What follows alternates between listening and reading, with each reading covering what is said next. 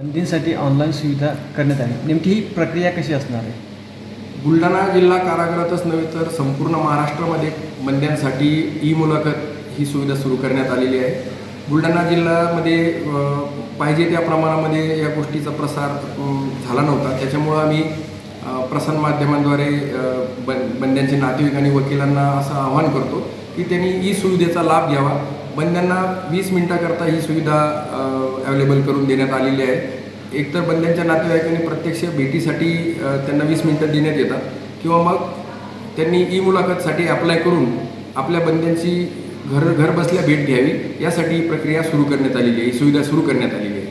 नेमके हे ॲपद्वारे ऑनलाईन प्रक्रिया होणार आहे? NPIP नावाचं पोर्टल कारागृह विभागाने लॉन्च केलेलं आहे. NPIP पोर्टलद्वारे बंद्यांच्या नातेवाईकांनी बंद्यांचे स्वतःची आणि बंद्यांची माहिती भरून सबमिट करायची आहे. त्यानंतर एक OTP त्यांच्या मोबाईलवर जाईल. तो OTP त्यांनी पुन्हा सबमिट केला की त्यांची प्रक्रिया ही पूर्ण होईल आणि त्यांना बंद्यांच्या भेटीची वेळ आणि दिनांक ही कळवण्यात येईल आणि त्यानंतर मुलाखत प्रक्रिया बंद्यांची पार पाडली जाईल. ठळक घडामोडींसाठी देशोन्नती न्यूज चॅनलला सबस्क्राईब करा आणि बेल आयकॉन प्रेस करा.